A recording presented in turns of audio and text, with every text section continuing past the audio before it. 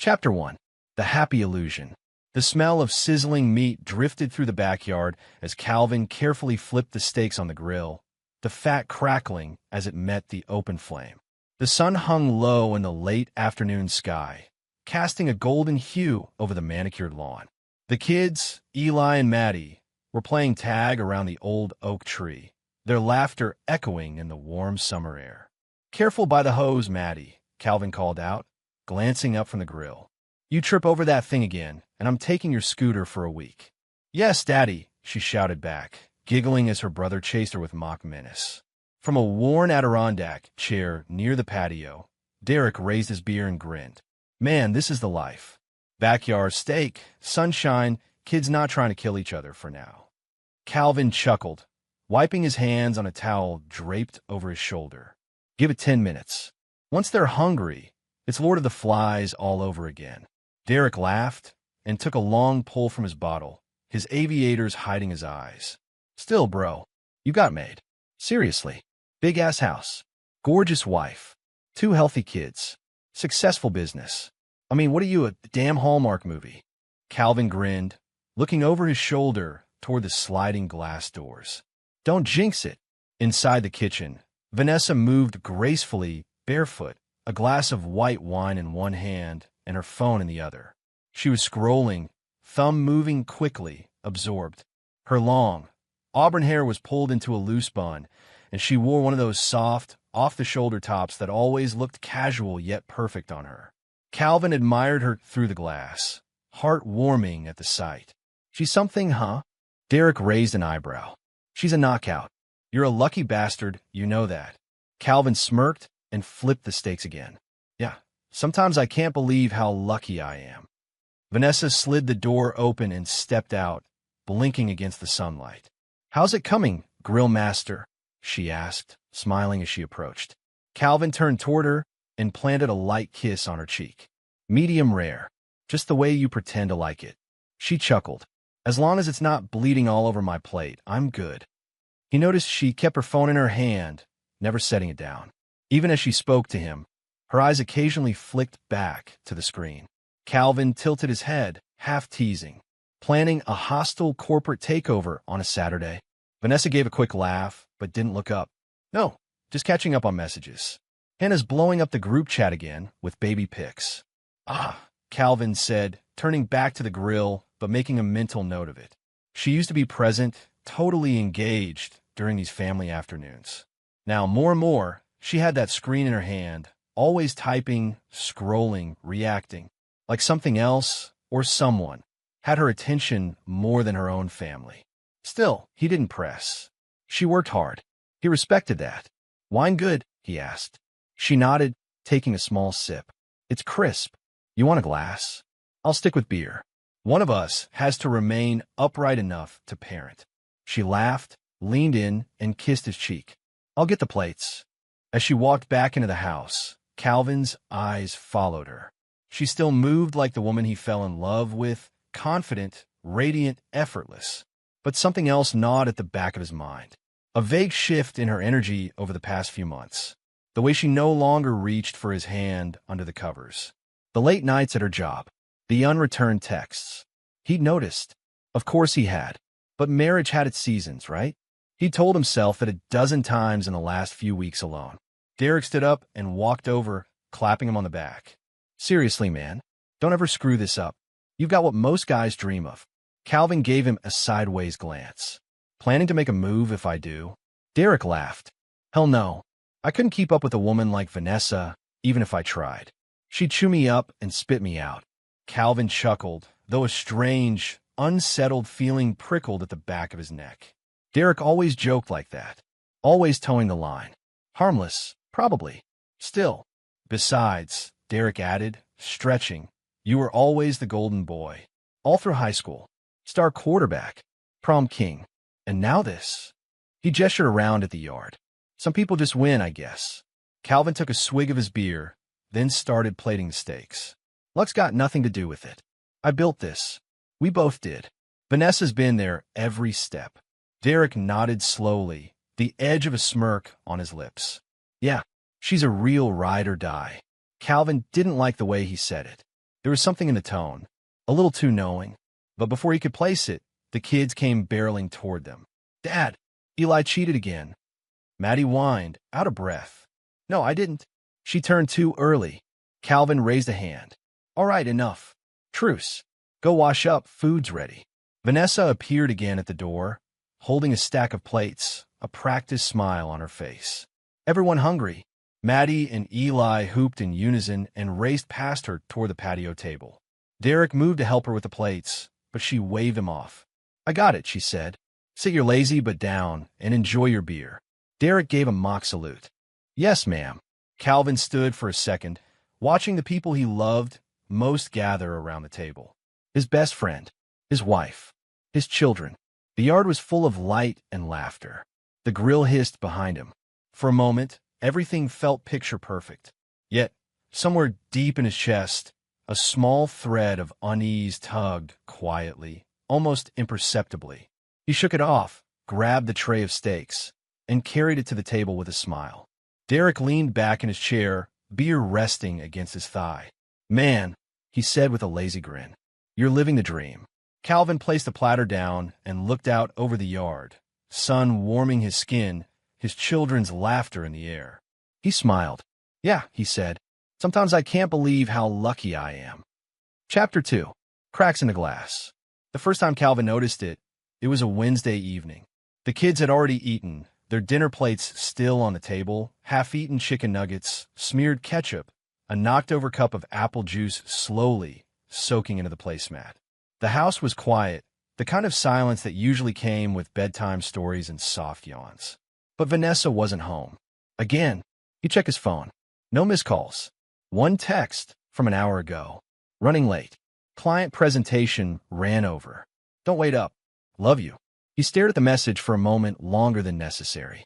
Vanessa worked in digital marketing, branding, social media strategies, product launches. He respected it. But lately, she'd been running late more than she was on time. Mondays, Thursdays, now Wednesdays. Always the same excuse.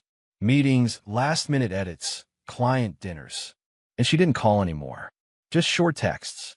Emotionless. Efficient.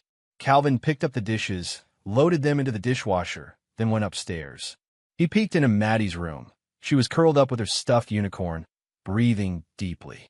Eli's room was the usual war zone of Legos and comic books, but the kid was out cold, one arm flung off the side of the bed like he'd fought crime in his sleep. He returned to the master bedroom, kicked off his shoes, and sat on the edge of the bed. Vanessa's side was untouched, her pillow fluffed, her throw blanket still neatly folded. Her wedding ring, once always on her finger, hadn't been there in over 2 weeks. He noticed it while brushing his teeth one morning. He thought maybe she forgot it. But when he asked, she laughed it off. "It doesn't match my work vibe," she said, waving her hand in front of the mirror while applying mascara. Clients these days, especially the young ones, they judge everything. "Rings make you look safe, predictable, or married," he replied. She kissed his cheek and said, "Don't be old-fashioned, babe. It's just jewelry." Calvin sat there now, recalling that exchange. She hadn't touched him in days. Not in that way. Hugs, sure. A kiss on the cheek. A quick smile. But nothing real. Nothing intimate. Not like before. His phone buzzed again. Vanessa. Crashing at Marla's. Too late to drive. Early meeting anyway. Tell the kids I love them. Calvin stared at the message. His thumb hovered over the screen, then slowly put the phone down without replying. The next afternoon, Derek showed up. Again. "Yo," he called out from the front door as he walked in like he always did. "Hope you got beer, because I brought an appetite." Calvin smirked and stepped out from the kitchen. "You ever heard of knocking?" Derek held up a six-pack. "This is knocking." They ended up on the back patio again, the grill cold this time, just 2 chairs and the clink of bottle caps. Derek leaned back, letting the sun hit his face. "Where's the boss lady?" he asked casually. "Working late," Calvin said, trying to keep his tone light. Again, Derek nodded slowly. "That marketing world, huh? Hustle never sleeps."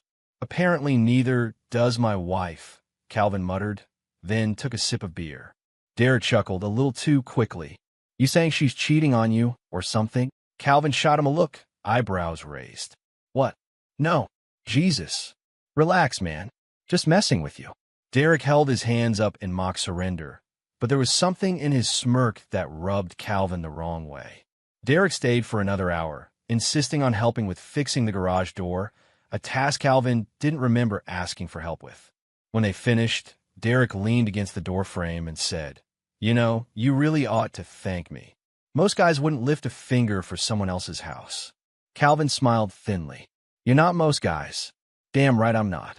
Derek tossed his empty beer bottle in the trash and gave him a look. "You sure everything's okay, though?" "With what?" "With Vanessa. You seem off." Calvin shook his head. "We're fine." Derek clapped his shoulder. "All right, man. If you say so." When Derek left, Calvin went upstairs and opened the small leather-bound notebook he kept hidden in the bottom drawer of his nightstand.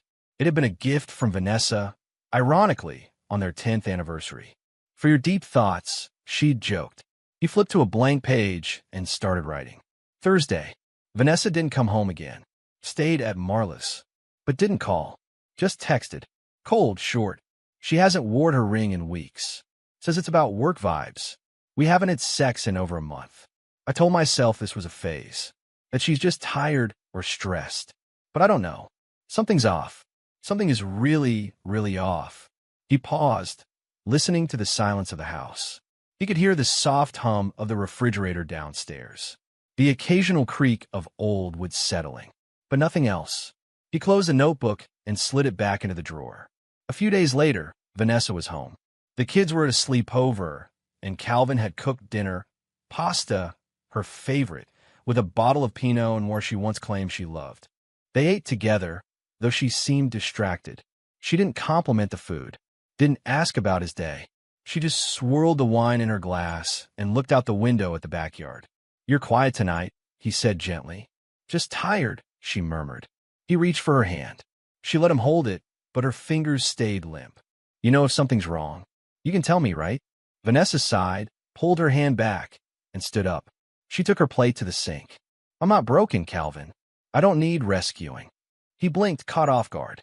"I didn't say you were." She turned, her back to the sink, arms folded. "You always try to fix things. Make everything perfect. You're always the hero, the savior. It's exhausting." "I'm sorry," he said quietly. "I thought that's what partners do. Take care of each other." She tilted her head, her expression unreadable. "You don't always have to play the hero, babe. Just be the provider." Calvin sat in stunned silence, the wine bitter on his tongue. Chapter 3. The Breakdown of Trust. Calvin stood in the study, phone in hand, staring at the tiny black camera he'd just finished mounting on the top shelf of the bookshelf. It was tucked behind a stack of dusty manuals no one had touched in years, just enough cover to keep it hidden, just high enough to catch the desk and the chair where Vanessa often sat when she claimed to be working late from home. He stepped back and surveyed the room, neat, dimly lit, still holding the faint scent of her perfume from the night before. She'd spent hours here, supposedly finishing a presentation for a new client. She hadn't noticed him watching from the hallway. Her screen was angled away, her headphones in. She was laughing to herself, not typing, not working. He hadn't said anything then, just gone back downstairs, bottle of beer in hand, pretending he hadn't noticed the hollow ache forming in his gut. Now, he walked over to the small console tucked inside the filing cabinet and flipped on the receiver. The feed blinked to life. Crisp, quiet. The mic wasn't perfect, but it would pick up everything if she talked out loud. And the video quality was just good enough to catch any detail that mattered. He sat down at the desk, suddenly feeling older than his 42 years. This was not how he pictured marriage. This was not how he pictured her. The next 3 days passed like molasses. Vanessa came and went, the way she always did lately, polished, distracted, smiling when she needed to. She still kissed him goodbye, still asked if he'd eaten, but there was no warmth, no softness, just motions. Every night, she sat in the study for a while. Every night, Calvin watched the footage after she went to bed. And every night, it was the same. Emails, some Zoom calls, a few texts, nothing compromising, no strange conversations, no hidden guest sneaking in through the patio door, no whispering into her phone, just silence, just work. On night 4, he almost felt stupid, paranoid, obsessed. He He was about to delete the files and pull the camera down when a thought stopped him cold. Why was he hoping she was cheating? What kind of man hoped for betrayal just to make sense of his own unease? It was on a Friday night that everything changed. The kids were out again. Maddie had a sleepover. Eli was staying with his cousin. Vanessa was in their bedroom, curling her hair. She looked stunning, dressed in a black, off-the-shoulder top and dark jeans, heels he hadn't seen in a while. She smelled like the expensive perfume she only wore on holidays or rare dates. He leaned on the doorframe, watching her. "You going somewhere?" "Yeah," she said, glancing at him in the mirror. "Drinks with Marla and Trish. Girls' night." Calvin nodded, arms crossed. "You're dressed up." She paused just for a second. "It's a nice bar. Downtown. We might hit a rooftop place after. You know how Marla is, has to be seen." He forced a smile. "Don't get into trouble." She grinned, turned, and walked over, planting a kiss on his cheek. "I won't. Don't wait up." And then she was gone. He waited 30 minutes. Then he opened the security app on his phone, checked the doorbell cam. She had left in a rideshare, not her car. Odd.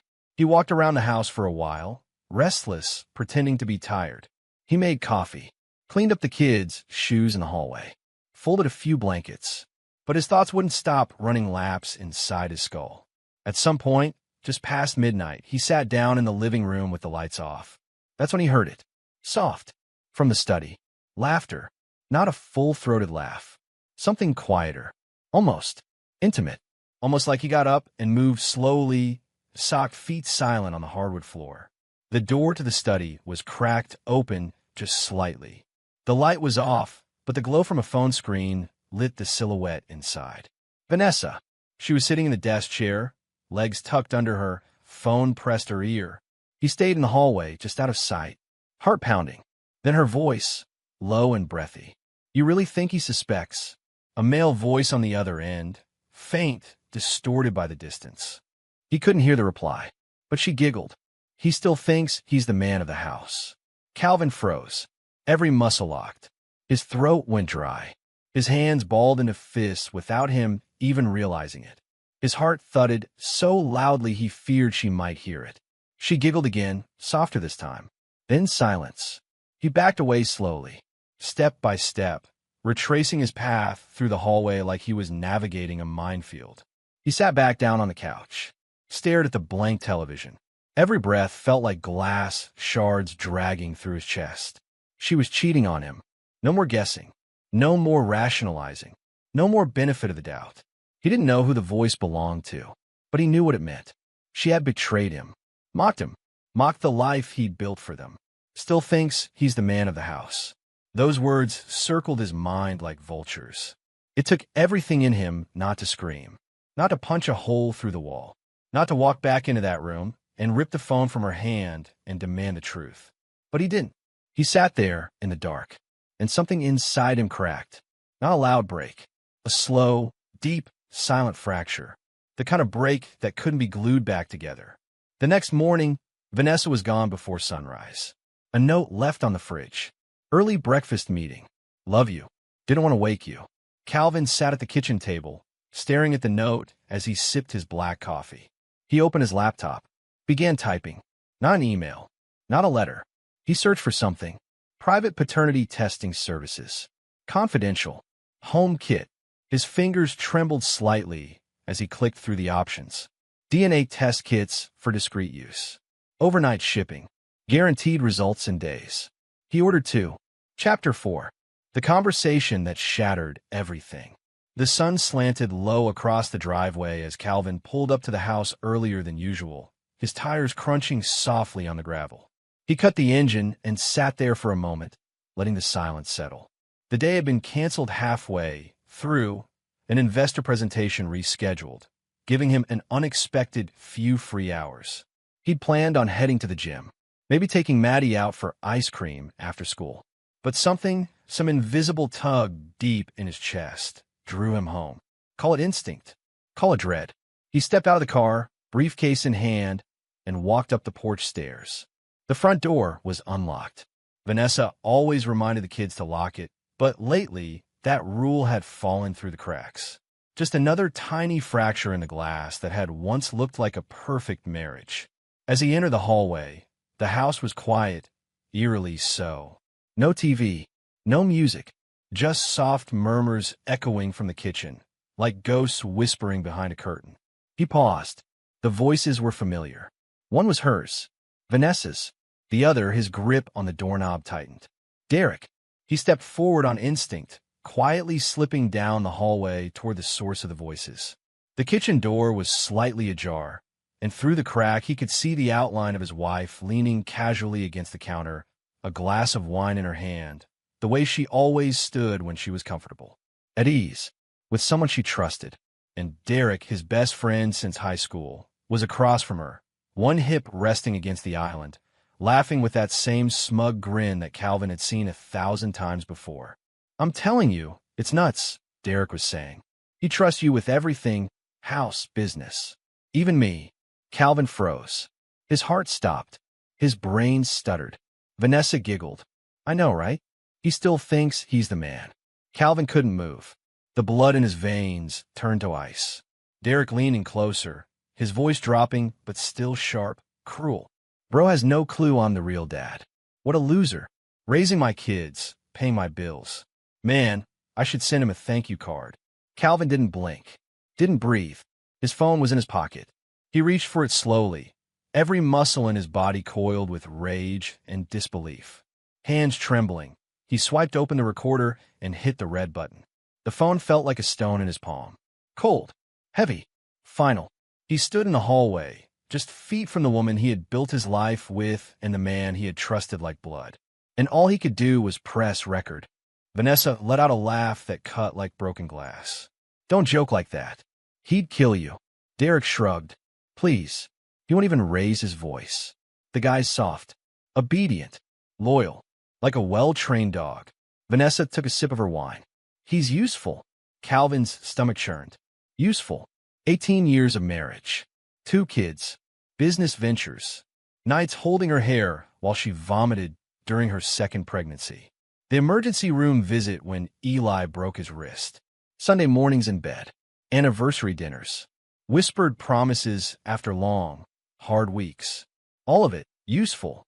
He bit down on his cheek so hard he tasted blood. The recorder kept running. Every syllable was being captured. Every vile confession. And yet he didn't move. Didn't scream. Didn't burst in and demand to know how long this had been going on. He just stood there, absorbing the blow like a wall absorbing a wrecking ball, splintering silently on the inside while remaining still on the surface. "I mean, really," Derek continued, voice thick with arrogance. "He built the house, pays the mortgage, funds the school. I get the perks without lifting a damn finger." Vanessa smirked. "Not all the perks. You still lift something for me now and then." They both laughed. Calvin couldn't take it anymore. He stopped the recording, backed away, step by step, like he was retreating from crime scene. The hallway blurred. The pictures on the walls, family portraits, smiling vacations, beach days, holiday mornings, all looked fake now. Posed, plastic, lies hanging in frames. His own voice echoed in his head. "Yeah, sometimes I can't believe how lucky I am." He walked out the front door, quietly, slowly, like a ghost exiting his own life. Once outside, the air hit him hard, cold, sober. He stood on the porch, staring at the trees swaying gently in the breeze. Somewhere in the neighborhood, a lawnmower buzzed in the distance. A dog barked. A car door slammed. Everything felt normal, ordinary. But inside him, something had been shattered beyond recognition. His heart didn't just break. It fractured into 100 sharp edges. Somewhere between sorrow and rage, a numb clarity settled in.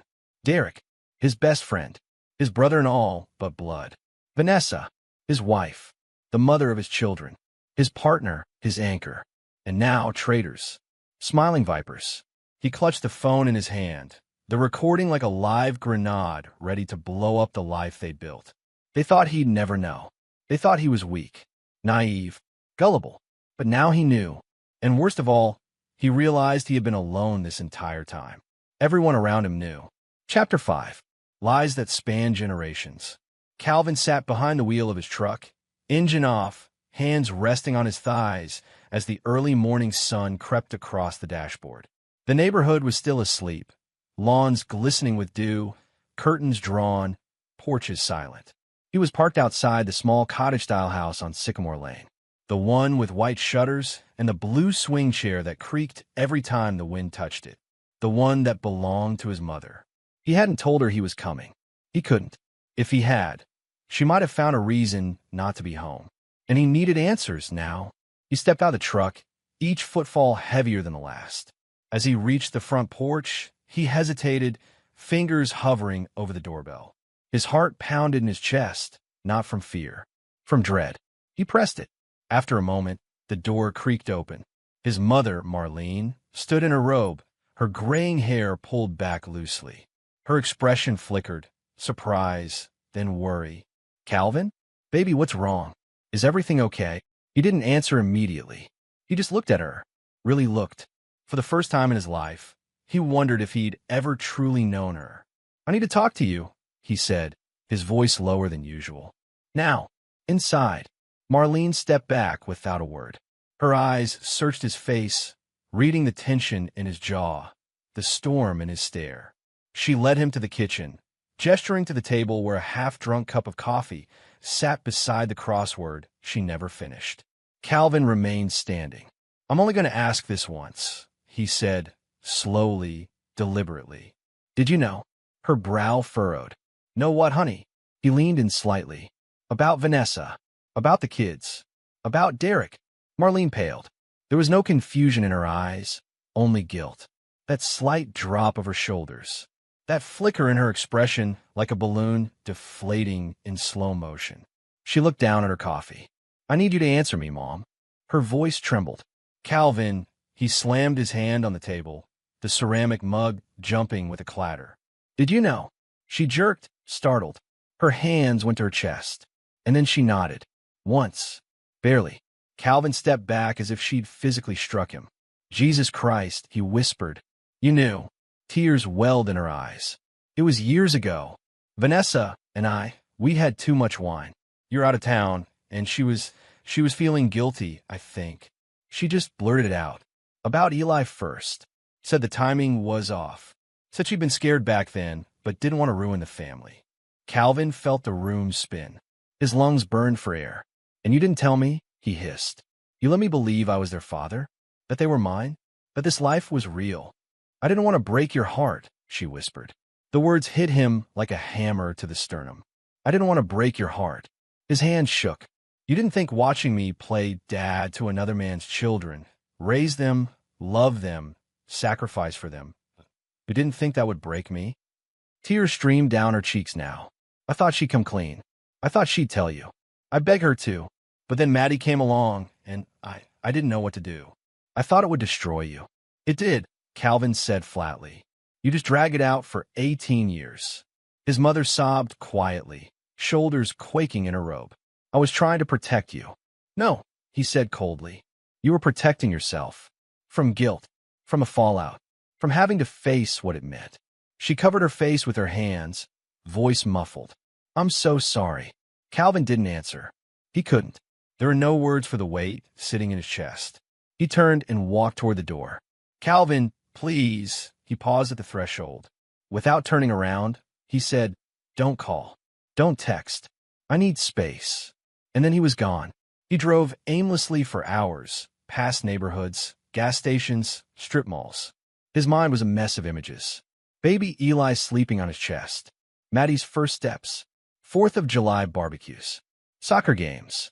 School plays. All of it stained now. All of it false. The steering wheel creaked beneath his grip as he pulled into the driveway back home. The house looked the same. White shutters. Trimmed hedges. Clean lawn. But it felt like a haunted shell now, beautiful on the outside, poison within. He walked through the front door, past the smiling portraits in the hall, and went straight to his office.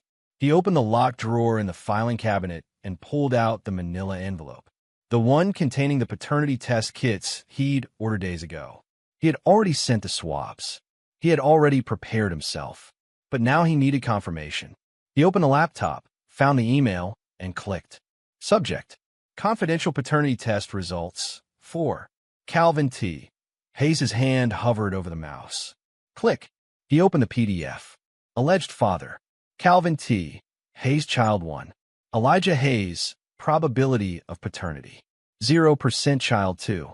Madeline Hayes, probability of paternity. 0%. Calvin leaned back in the chair. The room felt like it was tilting. He stared at the numbers. He reread the lines. Again and again. It wasn't real. Except it was. Not one. Both. His children weren't his. They never had been. He pressed the heels of his hands into his eyes until fireworks sparked behind his eyelids. He tried to breathe, tried to stop the wave of nausea rolling through his gut. But it came anyway. He stood up and barely made it to the bathroom before vomiting into the sink, gripping the porcelain like it was the only thing keeping him from falling into the abyss. His hands trembled as he washed his face, the cold water doing nothing to calm the fire in his blood. His mind went blank, then filled, then blank again. He stumbled back to the office and sat on the floor. For a long time, he just sat there. No tears, no screams, just silence. His whole life had been a lie. Chapter 6. The Execution. Calvin stood at the corner of the downtown office tower's lobby, his coat collar turned up against the chill of the air conditioning. He glanced at his watch. 9:58 a.m. At exactly 10:00, a tall man in a charcoal gray suit stepped off the elevator. His salt and pepper hair was slicked back, eyes sharp behind thin-rimmed glasses. He spotted Calvin instantly and walked toward him with a confident stride. "Mr. Hayes?" the man asked, extending a hand. Calvin stood and shook it firmly. "Yes, you must be Langford. Estate law, 32 years. Let's talk," Langford said, gesturing toward the elevators. 15 minutes later, Calvin sat across a polished mahogany desk with papers in front of him, pages outlining new trusts, asset protections, and the beginnings of a will that looked nothing like the one he'd drafted years ago when he still believed in his family. "Let me make sure I understand," Langford said, adjusting his glasses.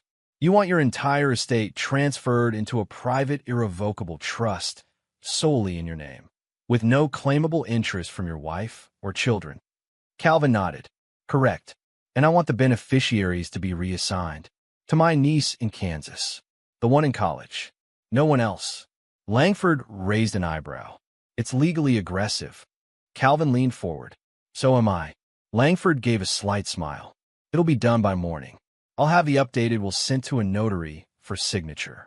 Once the trust is complete, we'll move everything." Calvin reached into his coat pocket and slid over a black USB drive. The banking credentials. 2 primary accounts. 1 investment portfolio. 1 liquid. Langford didn't touch it. "Understood." At 1:00 p.m., Calvin met with a quiet, soft-spoken woman named Reina Morales, who specialized in discreet real estate transactions. She wore no jewelry, no makeup, and carried a tablet full of NDA-backed listings. They met in a cafe downtown. Calvin wore a baseball cap and sunglasses, precautions that seemed silly but necessary now. "I need this house gone by tomorrow," Calvin said.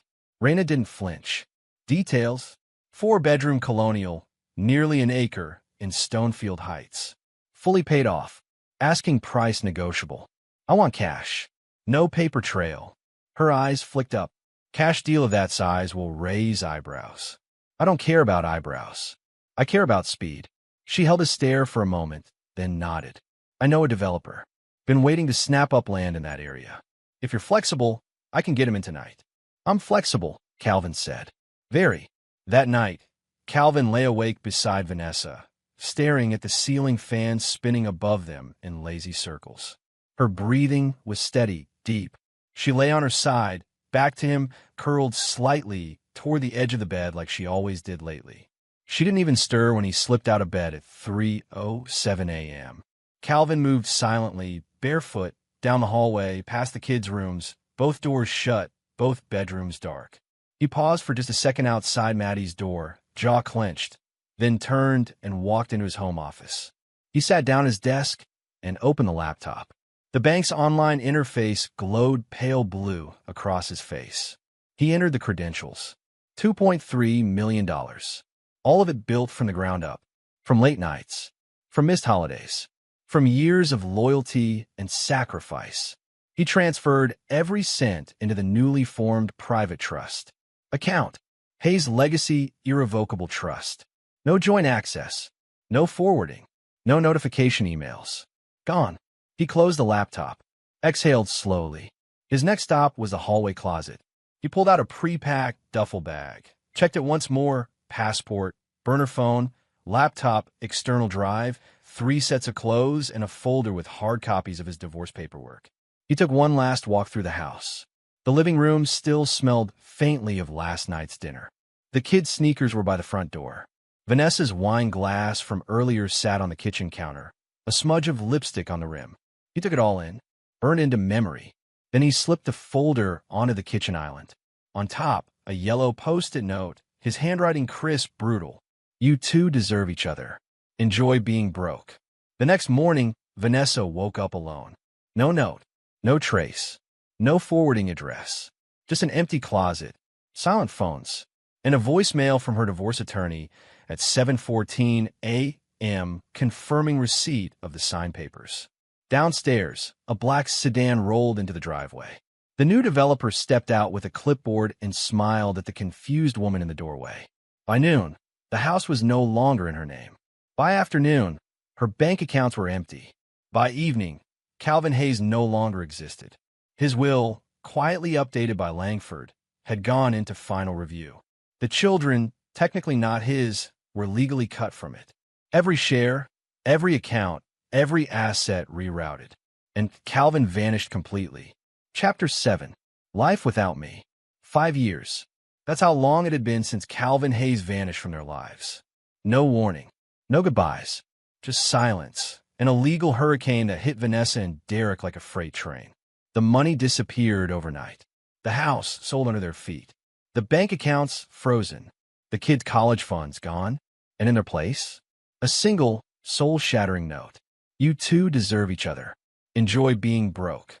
At first, Vanessa thought it was a bluff, that he was lashing out, emotional, dramatic.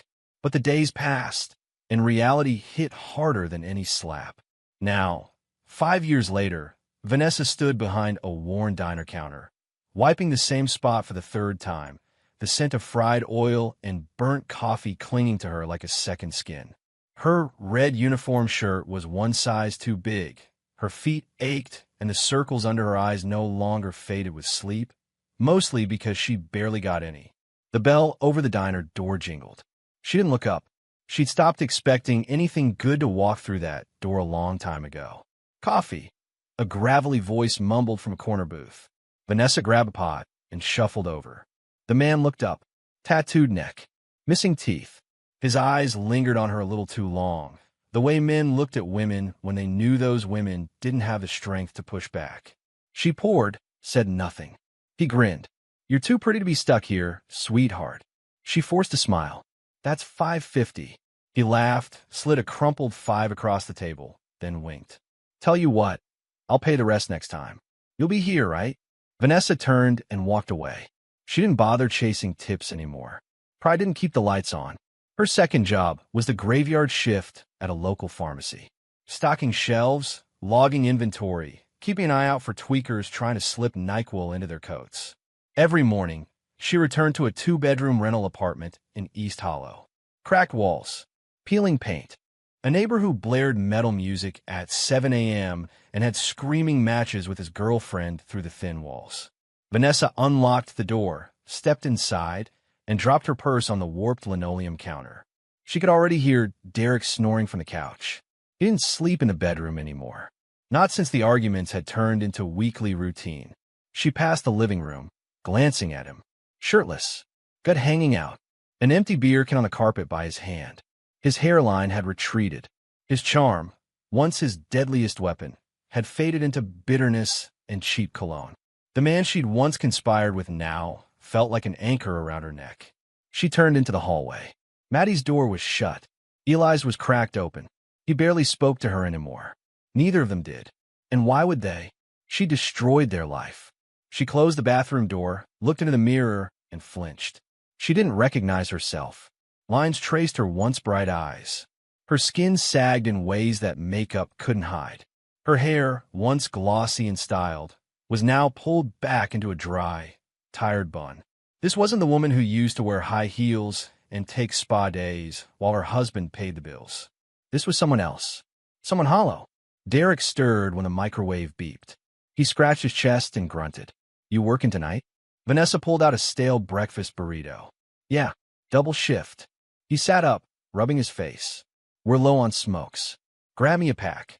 "I'm not your delivery girl, Derek." He snorted.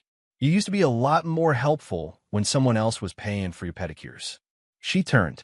"And you used to be a lot more tolerable when you weren't broke and useless."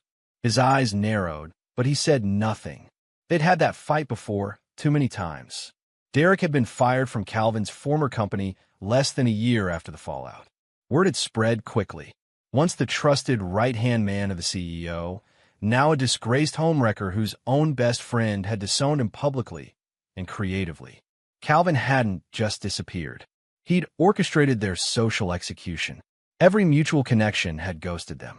Clients, neighbors, even Derek's own siblings had distanced themselves. No one wanted to be associated with traitors. Now, Derek spent his days scrolling through conspiracy forums, muttering about government setups and how Calvin must have worked with the feds to pull off such a vanishing act. He had become a shell, a bitter, unemployed shell. Vanessa sighed, tossing the burrito in the trash. She wasn't even hungry. That weekend, Eli came home from school with another warning slip, this time for skipping classes.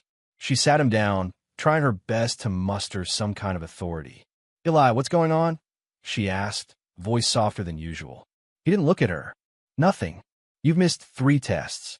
Your GPA is dropping." "I don't care." "You should care. Why?" he snapped, looking at her with the kind of fury only a son can give his mother. "So I can grow up and end up like you?" Vanessa froze. He stormed past her. She heard his bedroom door slam, and then silence. Later that night, she stood outside on the apartment balcony, lighting a cigarette with shaking hands. She didn't smoke before. Now it was the only thing that kept her grounded. Down below, sirens wailed somewhere in the distance. A dog barked. She looked up at the stars. Somewhere out there, Calvin was living a new life. She knew he'd never come back, that he was probably sipping something expensive on a private beach, watching the sunset with someone loyal. And she hated him for it, not because he was gone, but because he had been right. Derek stepped onto the balcony, beer in hand, scratching his stomach. "You're up early." She didn't respond. He looked at her, squinting. "You still think about him, don't you?" She took a long drag from her cigarette. "Every damn day." Derek didn't say anything for a moment. Then, "You think he's watching?" She glanced at him. "I hope not." He looked away. She looked older now, exhausted, worn down by time and consequence. And Derek? He had nothing left of the slick, smirking man she'd once giggled with behind a husband's back. The kids barely spoke to them, resented both of them. Love had long since rotted into silence and shame. They lived in a 2-bedroom rental in a bad neighborhood. Chapter 8. My return. 5 years had changed everything. The man who once stood in front of a suburban grill, flipping burgers with a beer in hand and dreams in his heart, no longer existed. Calvin Hayes was gone, legally, financially, spiritually. In his place stood Logan Blake, venture capitalist, founder of a rising real estate tech conglomerate, and sole owner of 3 holding companies, all headquartered in Seattle, far from the scorched ruins of his old life. His beard was thicker now, his posture more self-assured, his smile sharper. But the warmth? Gone. Logan was a ghost with purpose. And he'd come home. It began in quiet whispers. A casual acquisition here, a controlling share there.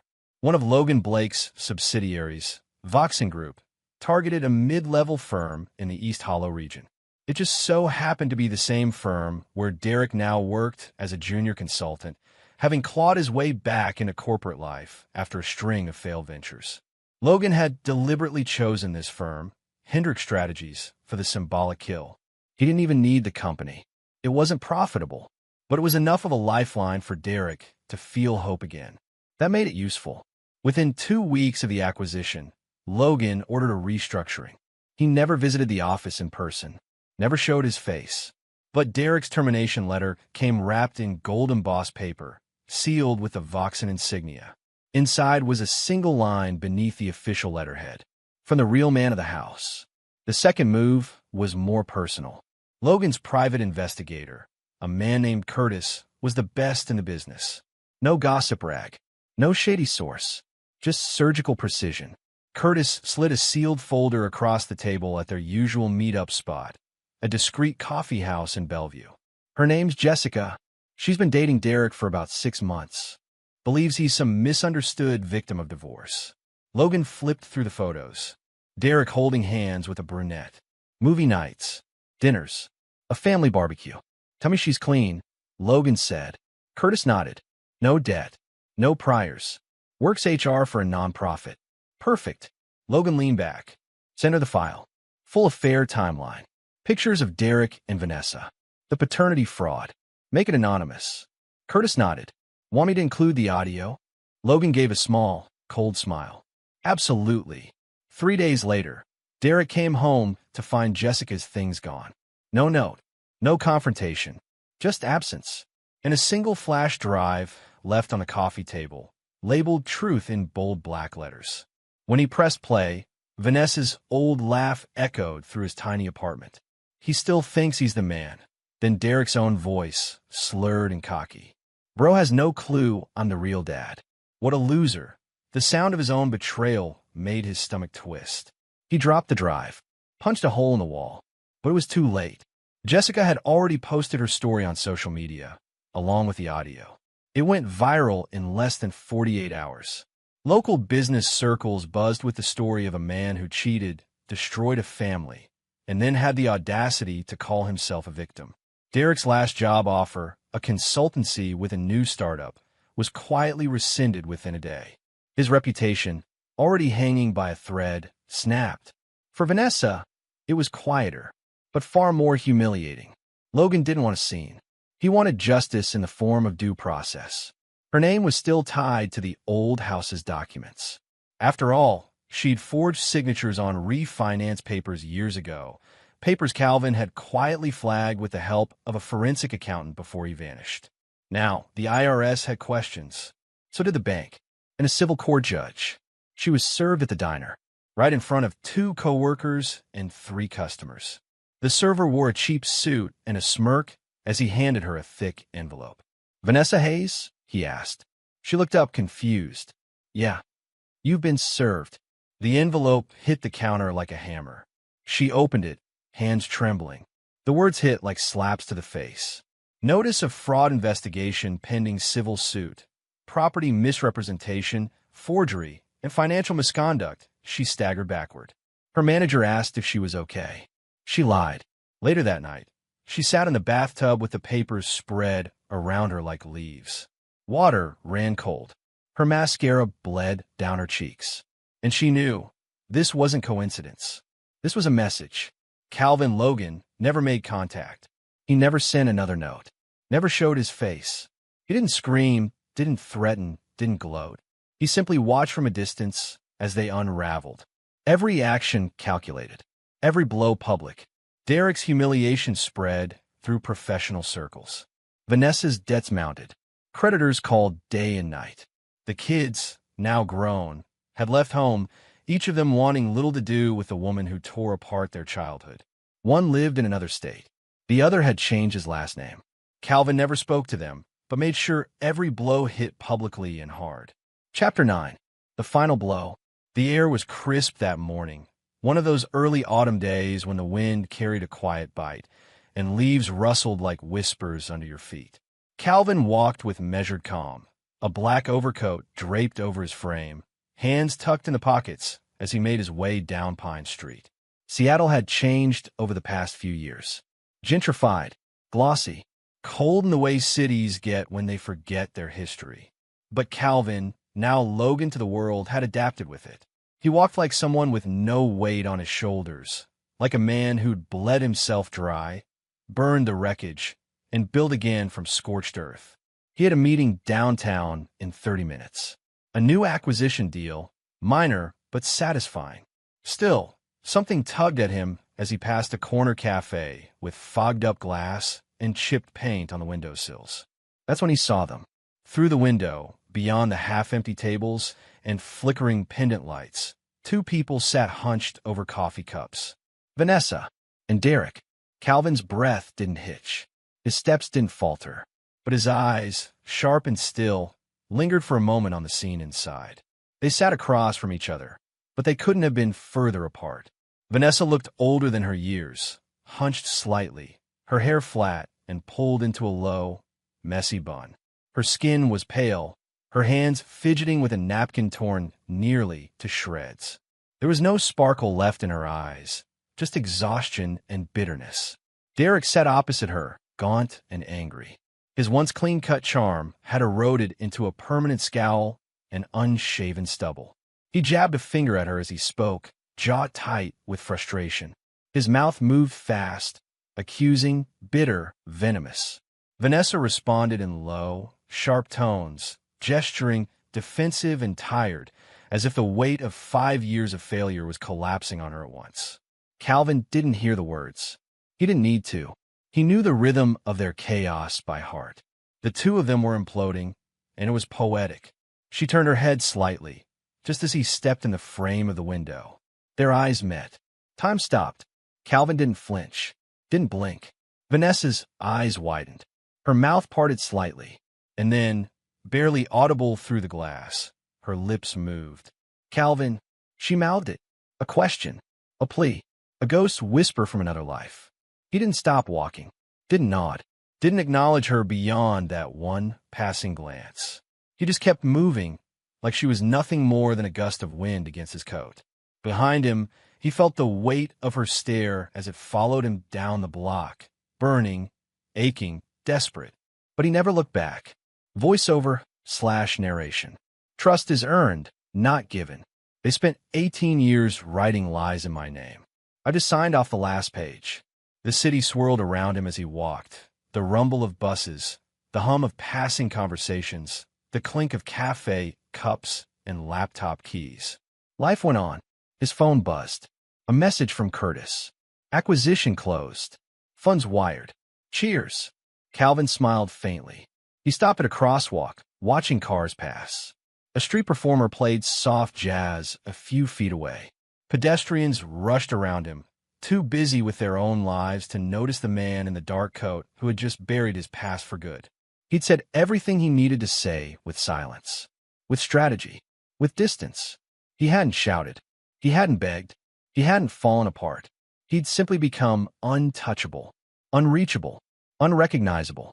And somewhere, in a cafe with bad coffee and broken hearts, two people were left choking on the wreckage they built together. He had no desire to punish them further. He didn't need to. They were already living the sentence. Closing line.